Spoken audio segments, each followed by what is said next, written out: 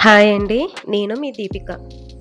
ఏంటి కోడిగుడ్లు, టమోటాలు, కొబ్బెర, గిన్నెలు ఇదేందో గ్రీన్ కలర్‌లో పేస్ట్‌లాగా ఉంది. వీట వీటన్నింటితో కలిపి ఏం చేయబోతుంది అని ఆలోచిస్తున్నారా? ఏం లేదండి. సింపుల్‌గా ఈ 4 ఇంగ్రీడియెంట్స్ యూజ్ చేసి ఎలా ఎగ్ కర్రీ చేయాలో నేను మీకు ఇవాళ చూపించబోతున్నాను. వెరీ సింపుల్‌గా ఉంటుందండి. అండ్ చాలా చాలా టేస్టీగా ఉంటుంది. మీకు ఎప్పుడైనా టైం లేదు, ఎక్కడికైనా తొందరగా వెళ్ళాలి, లేదంటే చేసే మూడ్ లేదు అంటే గనక మీరు ఈ కర్రీ ట్రై చేయొచ్చండి. ఎవ్వరైనా సరే ఈజీగా ఈ కర్రీ చేసేసుకోవచ్చు. మీకు ఈ రెసిపీ ఎలా చేయాలా ఏంటి అనేది నేను మీకు నెక్స్ట్ ప్రాసెస్ ఏంటి అనేది మీకు చూపిస్తాను. ఫస్ట్ టైం ఎవరైనా నా ఛానల్‌ని చూస్తున్నట్టయితే నా ఛానల్‌ని సబ్స్క్రైబ్ చేసి, లైక్ చేసి, షేర్ చేసి మర్చిపోకుండా కామెంట్ చేయండి. ఈ కర్రీ ఎలా వచ్చింది ఏంటి అనేది మీరు కూడా చూసి ఇంట్లో ట్రై చేసి నాకు కామెంట్ చేయండి. ఓకేనా? మొదటగా అయితే మనం ఎగ్స్‌ని నేను 3 ఎగ్స్ తీసుకున్నాను. ఇద్దరికి చేయడానికి 3 ఎగ్స్ అండి. సో, ఈ 3 ఎగ్స్‌ని ఫస్ట్ బాయిల్ అయితే చేసుకుందాం. బాయిల్ చేసుకున్న తర్వాత నెక్స్ట్ ప్రాసెస్ ఏంటి అనేది నేను మీకు చెప్తా. ఓకేనా? ఎగ్స్ అయితే బాయిల్ చేసేసుకున్నానండి. నెక్స్ట్ ప్రాసెస్ ఏంటో మీకు చెప్తా. మనం ఎగ్స్ అయితే బాయిల్ చేసేసుకున్నాం కదా! ఇవి చల్లారాలండి. సో, ఇవి చల్లారేంత వరకు మనం పక్కన పెట్టేసుకుందాం. ఈ ఎగ్స్ లాస్ట్‌లో మనం యాడ్ చేస్తాం. అంతవరకు నెక్స్ట్ ఈ ఎగ్స్ యాడ్ చేసే ముందర టమోటా కర్రీ అనేది మనం చేయాలి.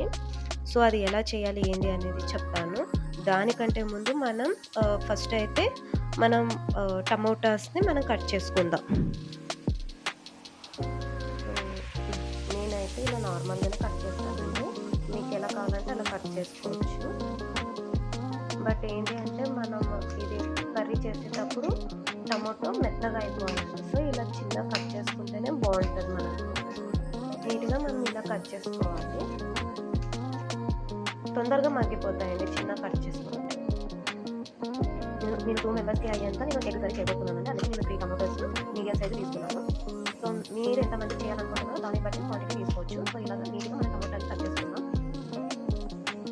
సో, ఇలా అయితే మనం టమాటాలు కట్ చేసుకున్న తర్వాత ఒక గిన్నె పెట్టుకొని వేడి చేసుకొని ఆయిల్ అయితే వేసుకోవాలి. దీనికి కొంచెం ఆయిల్ ఎక్కువ పడుతుందండి. ఆయిల్ ఎక్కువ వేస్తేనే దీని టేస్ట్ బావుంటది. సో, నేనైతే ఒక 4 స్పూన్ ఆయిల్ వేస్తున్నాను. ఎందుకంటే ఎగ్ కర్రీ కాబట్టి ఒక 4 స్పూన్ ఉంటే బావుంటది. సో, ఇలా 4 స్పూన్ ఆయిల్ వేసుకున్నాం. సో, వేడి అయ్యాక నెక్స్ట్ మనం కరివేపాకు, కట్ చేసుకున్న టమోటాస్ అన్నీ కూడా ఇందులో వేసేసుకోవాలి. ఆయిల్ అయితే వేడైపోయిందండి. నేను కరివేపాకు వేస్తున్నాను. సో, కరివేపాకు వేసాక కట్ చేసి ముక్కలు చేసుకున్న టమోటానైతే నేను వేస్తున్నాను ఇందులో. సో, జాగ్రత్తగా అండి వేసేటప్పుడు. వేసాక ఒకసారి ఇలా కలుపుకోవాలి. ఇది అయితే మీడియం ఫ్లేమ్‌లో ఉంటే సరిపోతుందండి. సో, ఇప్పుడు ఇందులో హాఫ్ స్పూన్ పసుపు,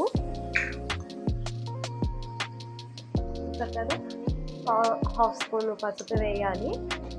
అలాగే టేస్ట్‌కి తగ్గట్టు కారం కూడా వేయాలి. మేము రాయలసీమ వాళ్ళం కాబట్టి కొంచెం కారం ఎక్కువే తింటాము. సో, మీరు ఎంత తింటారో అంత బట్టి వేసుకొని నేను 2 స్పూన్స్ వరకు వేస్తున్నాను కారం అయితే. సో, ఇలా కారం, పసుపు వేసాక బాగా ఇలా కలపాలి. సో, ఇలా కలిపిన తర్వాత ఇది టమోటా వచ్చి బాగా మగ్గిపోవాలండి. మెత్తగా అయిపోవాలి. సో, కొంచెం సేపు మనం వదిలేద్దాం అలాగే. మెత్తగా అయిపోవడానికి మనం ప్లేట్ మూసేసి వదిలేద్దాం.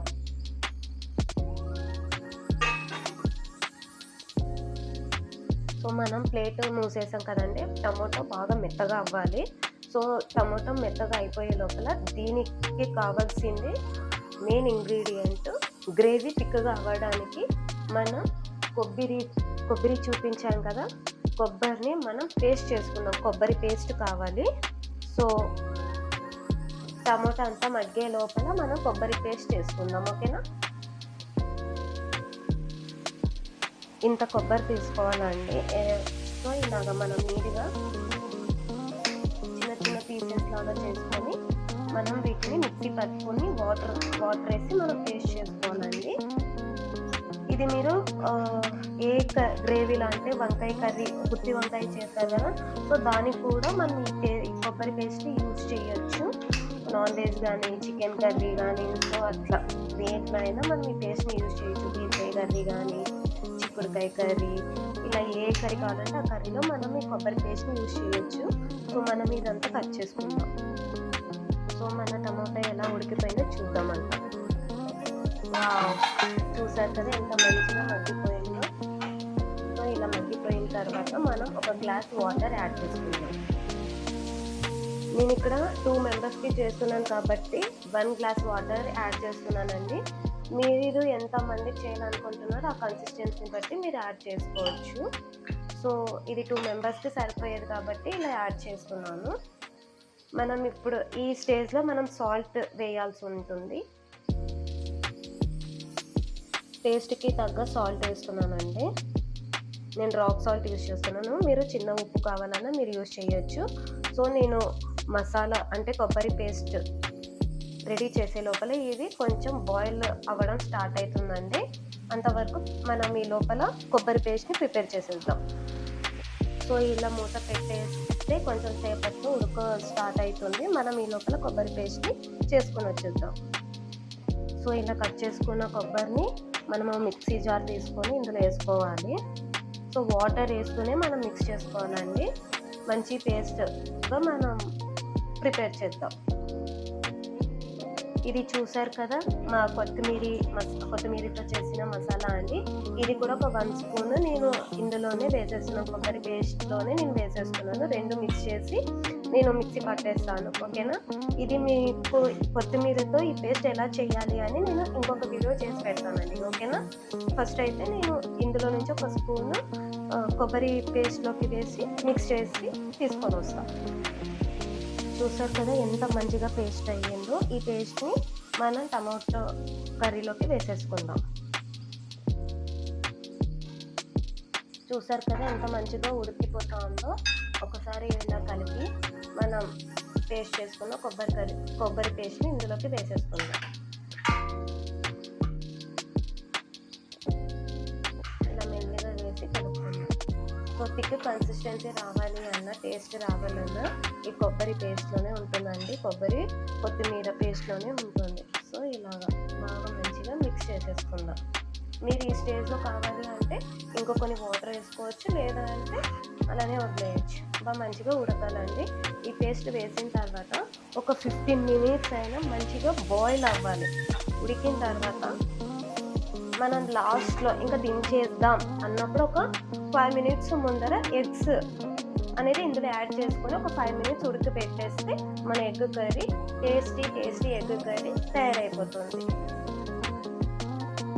చూసేద్దామండి మన కర్రీ ఎంతవరకు వచ్చింది అని. చూసారు కదా ఎంత మంచిగా దగ్గర పడింది. ఇప్పుడు ఈ స్టేజ్లో ఇంకా దించేసుకోవచ్చండి. మనం ఈ స్టేజ్లో వచ్చి ఎగ్స్ బాయిల్ చేసుకునే ఎగ్స్ని నేనైతే ఇలా కట్ చేసుకున్నాను. మీరు అలానే ఫుల్ ఎలా ఉంటుందో కట్ చేయకుండా అయినా వేసేసుకోవచ్చు, లేదంటే ఇలా మీకు నచ్చినట్టు ఎలా కావాలంటే అలాగా కట్ చేసుకొని వేసేసుకోవచ్చు అండి. సో ఇలా మంచిగా మెల్లిగా కలుపుకోండి. చాలా బాగుంటుందండి. ఎగ్ అయితే కనుక రోటీలోకి కానీ, అన్నం కానీ, బగారా రైస్లోకి కానీ, ఏ దాంట్లో అయినా చాలా బాగుంటుంది. చపాతీకి ఇంకా బాగుంటుంది. వైట్ రైస్ సింపుల్గా చేసేసుకోవచ్చు అండి. చాలా టేస్టీగా ఉంటుంది ఎగ్ కర్రీ. మీరు కూడా ఒకసారి ట్రై చేసి ఎలా వచ్చిందో నాకు కామెంట్ సెక్షన్లో తప్పకుండా చెప్పండి. ఓకేనా. ఒక 5 మినిట్స్ ఇలా పెట్టేసి ఉడికిచ్చేసి దించేసుకోవడమే అండి. సో నేనైతే గార్నిష్ కోసం ఏం కొత్తిమీర అలాగా నేనేమీ వేయట్లేదు. సో ఇంతవరకే అండి మన కర్రీ వచ్చేసి. ఒక 5 మినిట్స్ ఆపేసి మనం దించేసుకోవచ్చు.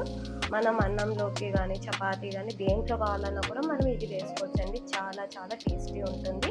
మీరు కూడా ఒకసారి నేను చెప్పిన విధంగా ట్రై చేసి ఎలా ఉందో టేస్ట్ చేసి నాకు కామెంట్లో చెప్పండి. ఓకేనా. తప్పకుండా ఎవరైనా నా ఛానల్ని మొదటిసారిగా చూస్తున్నట్లయితే సబ్స్క్రైబ్ చేయండి, కామెంట్ చేయండి, లైక్ చేయండి, షేర్ చేయండి. Thanks for watching.